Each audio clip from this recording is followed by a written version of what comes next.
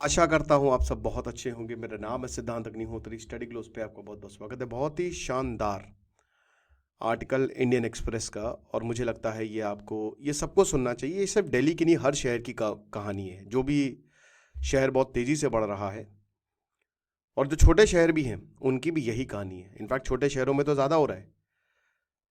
भाई क्या वाकई में भारत, दिल्ली है, हालांकि दिल्ली लिखा हुआ है, लेकिन मैं यहाँ पे पूरे इंडिया को ही कहना चाहूँगा कि क्या वाकई में हमारे बच्चे वैसे होंगे जैसे सोचा है? क्या ये जो हम सोचते हैं कि हमारा बच्चा राम बने, कहीं रावण ना बन जाए? चलो बात करेंगे। तो जो राइटर हैं वो डॉक्टर हैं श्री गंगाराम हॉस्पिटल में। तो सबसे पहली बात तो ये है कि यहाँ पे ये डॉक्टर्स का हवाला देती हैं, है ना। ये खुद एक डॉक्टर है तो उनका हवाला देती है, बताती है कि देखिए हॉस्पिटल में बहुत सारा टैलेंट है और रेसिडेंट डॉक्टर्स, मतलब जो नए डॉक्टर्स आते हैं, पूरा हॉस्पिटल काफ़ी हद तक इन्हीं पे ही निर्भर करता है। ये जूनियर डॉक्टर्स हैं। अब क्या होता है ना कि हम हर एक चीज़ इन पे डाल देते हैं, ठीक है। सारी जिम्मेदारी इन पे होती है और अगर इनसे कुछ गलती होती है तो यही अकाउंटेबल होते हैं।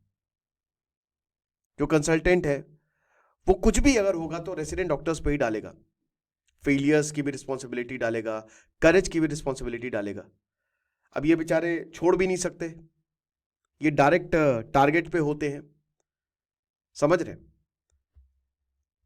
तो बेसिकली ये हर जगह देखा गया है यही चीज कि हम, जो छोटा होता है या जो कमजोर होता है उसी पे ही प्रॉब्लम्स डाली जाती हैं।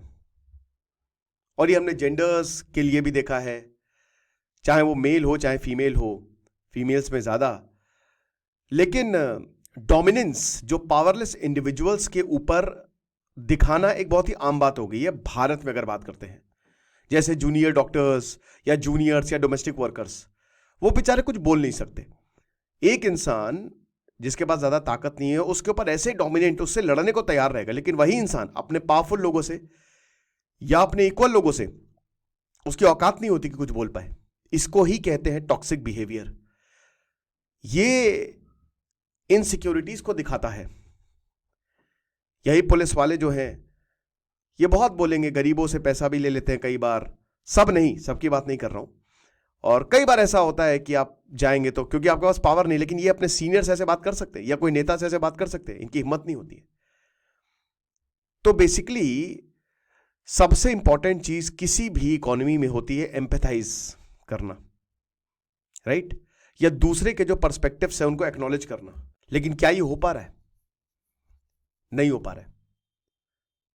कंसल्टेंट्स जो हैं जबरदस्ती रेजिडेंट्स पे जो ब्लेम करते हैं, ये एक सिग्निफिकेंट कैरेक्टर फ्लॉ है जो सब ऑर्डिनेट्स को भी अफेक्ट करता है और पेशेंट्स को भी अफेक्ट करता है, समझ रहे हैं? अब इससे पहले दोस्तों हम आगे बढ़े, बता दूं कि हमारा एक शानदार course psychology of manifestation live है। किंजल मैम जिन्होंने हजारों स्टूडेंट्स को ट्रेन किया है, तो ये 10 टॉपिक्स, ये 10 स्टेप्स हम कवर करेंगे। 10 लेसन हैं बेसिकली कि किस तरीके से आप सही से मैनिफेस्ट करें ताकि आप जो चाहें वो मिल जाए, ठीक है ना। तो साइंस क्या है इसके पीछे की, right? So we will definitely going to learn. तो आप आ सकते हैं। तो अब दिल्ली की अब बात करते हैं। दिल्ली, हालांकि डॉक्टर तो दिल्ली की ही है, तो यहां पे भी एक कॉम्पिटेटिव एटमॉस्फेयर देखने को मिलता है, जबरदस्त। दिल्ली मुंबई ये सब वो शहर है जो कभी रुकते नहीं है, ये सब चलते ही जा रहे हैं, है ना।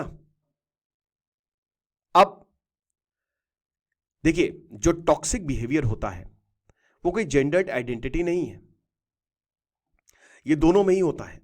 औरतों में भी होता है, आदमियों में भी होता है। अब आप देखिए जैसे जो हमारे हाउस हेल्प आते हैं, जो काम करने हमारे यहाँ आते हैं, औरतें कैसे बिहेव करती हैं। कई बार क्या उनको ऊपर बैठाएंगी? नहीं बैठाएंगी। मतलब ये एक मनाही लिया गया है ना कि हाँ ये छोटे हैं। तो ये जेंडर स्पेसिफिक नहीं है, समझ रहे हैं कि कोई पर्टिकुलर जेंडर, ये कैरेक्टर स्पेसिफिक है। और टॉक्सिक इंडिविजुअल्स जो हैं, toxic individual in fact places they blame for their imagine grievances on to others. और कई बार ये वॉयलेंस में भी कन्वर्ट हो जाता है, कई बार मारपीट हो जाती है। ठीक है, कोई इनर वॉइस तो है नहीं कि उनके चैलेंज, मतलब जो उनका परसेप्शन उसको चैलेंज करे। अगर अंदर की आवाज होती कि नहीं बेटा तुम गलत कर रहे हो, इतना ज्यादा हिंसा, इतनी ज्यादा गुस्सा किस बात की, किस बात पे डोमिनेंस बेकार की दिखाना। बेसिकली तुम डोमिनेंस नहीं दिखा रहे हो, तुम इनसिक्योरिटी दिखा रहे हो। अगर तुम अपने से कम इंसान के ऊपर गुस्सा निकाल रहे हो या उसको जबरदस्ती, तो यह बताता है कि तुम फ्रस्ट्रेटेड हो, परेशान हो और एक तरीके से इनसिक्योर हो, है ना। कोई रिकॉग्निशन नहीं होता है कि हो सकता है इनके इवेंट्स या फिर इनके व्यू फ्लॉड हो। ये चीज है, ये इंसानों को इंसान की तरह देख ही नहीं पाते। अपने थॉट्स, स्ट्रगल्स, फीलिंग्स उनके ऊपर थोपेंगे और अगर वो नहीं मानेंगे तो गुस्सा। 3 करोड़, दिल्ली में 3 करोड़ लोग रहते हैं, ओवरवेलमिंग है बहुत ज्यादा। और हर जो every part of life is competitive. जिंदगी का हर एक पार्ट काफी ज्यादा कॉम्पिटिटिव है, अपॉर्चुनिटी कम होती जा रही है। और जैसे जैसे अपॉर्चुनिटी कम हो रही है, कहते हैं ना दिल्ली अब एक ऐसा शहर बनता जा रहा है, पैसे के लिए यहां पे लोग कुछ भी करने को तैयार है। और जब ऐसा होता है तो रहना बड़ा मुश्किल हो जाता है। जो प्रीवेलिंग इथोस है, जो एथिक्स होने चाहिए, वो कहीं जमीन पे पड़े हुए दिखाई देते हैं, लोग उनके ऊपर से जाते हैं। एवरेज स्कूल चाइल्ड जो है बहुत बुली होता है दिल्ली में या और भी शहरों में, ये दिक्कत है। डोमिनेशन, सबमिसिवनेस। क्योंकि अब होता क्या है कि बच्चे ऐसे बनना भी चाहते हैं, वो अपने सीनियर्स को देखते हैं, वो जो देखते हैं कि भाई जो बच्चा क्लास में सबसे ज्यादा बुली कर रहा है वो बेस्ट है ना। अब जो बच्चा ऐसा नहीं है वो अपने आप को आइसोलेट करेगा, जिसका टेम्परामेंट वैसा नहीं है वो अपने आप को बिल्कुल आइसोलेट करेगा, या कोई ऐसा नेचर, एक illusive nature as a coping mechanism वो अडॉप्ट करेगा। भाई आप समझिए कि लगभग 20 लाख प्राइमरी स्कूल चिल्ड्रन हैं, पेरेंट्स भी हैं उनके, जाहिर सी बात है उनको गाइड करने के लिए, लेकिन कौन सी वैल्यू वो देंगे?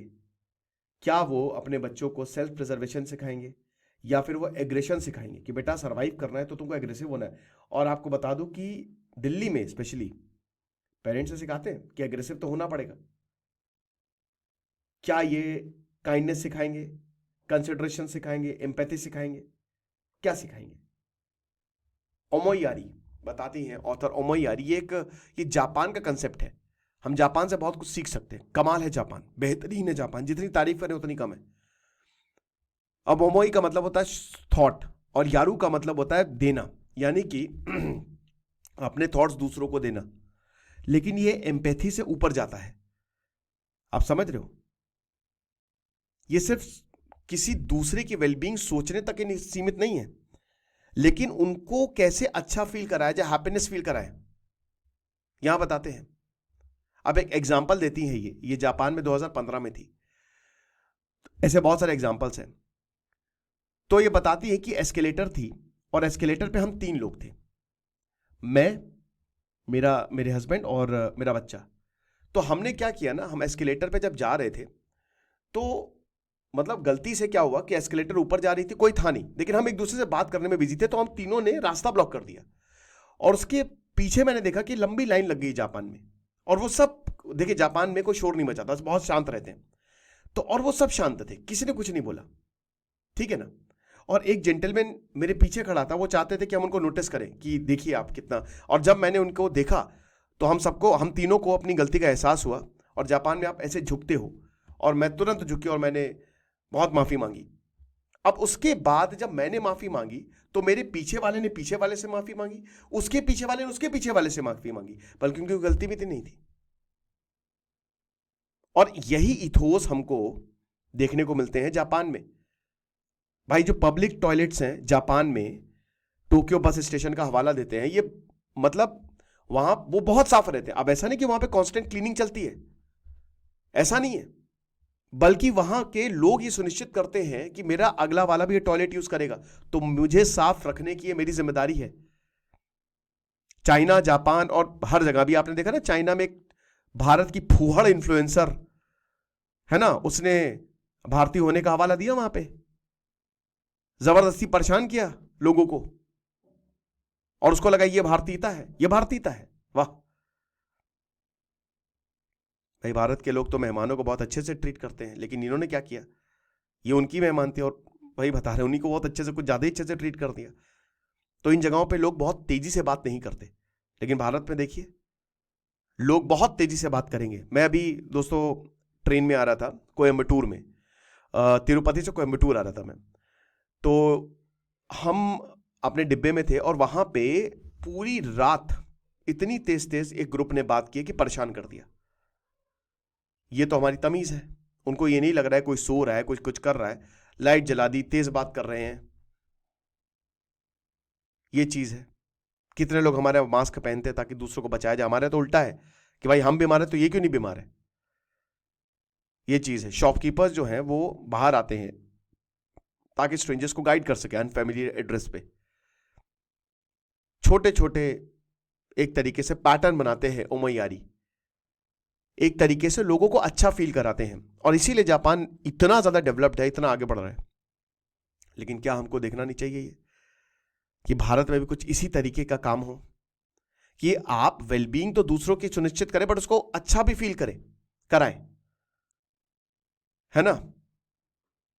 फैमिली डिनर्स डेफिनेटली एक प्लेटफॉर्म बन गए हैं ताकि एक्सपीरियंस शेयर किया जाए, या फिर एम्पैथी या रैशनैलिटी जो है वो बच्चों में डाली जाए, है ना। अब हो सकता है कि जैसे एक बच्चा है, अगर वो बात करता है अपने दोस्तों से, तो उसका एक कोई भी act of kindness, it can be acknowledge through heartfelt notes, होता है। लेकिन यहां कुछ उल्टा होता है भारत में और दिल्ली में, है ना। तो भाई ये अपने बच्चे का एग्जाम्पल देती हैं कि एम्पैथी बहुत जबरदस्त है, बहुत जरूरी है। मैं अपने बच्चों को सिखाती हूं कि जजमेंट इतनी जल्दी पास ना करें, दोनों साइड ऑफ द स्टोरी सुने, जेंडर बायस मतलब दोनों को ही, ऐसा नहीं कि लड़का लड़की सब समान, मेरिटोक्रेसी, तो ये चीज है। लेकिन फिर भी अब ये कॉलेज जाएगा, और जब ये कॉलेज जाएगा तो वहां पे कैसे लोगों के साथ ये रहेगा, ये एक बड़ी बात है। तो अगर हम इन चीजों पे ध्यान दें तो हमारे बच्चे बहुत बढ़िया कर सकते हैं, आप समझ रहे हैं। अब यहां पे पर्टिकुलर दिल्ली का हवाला दिया है, रोड रेज कॉमन हो गई है, वायलेंस कॉमन हो गया है, झगड़ा कॉमन हो गया है ना, क्योंकि लोग फ्रस्ट्रेटेड हैं, दिमाग खराब है, छोटी छोटी चीजों से दिमाग खराब हो रहा है।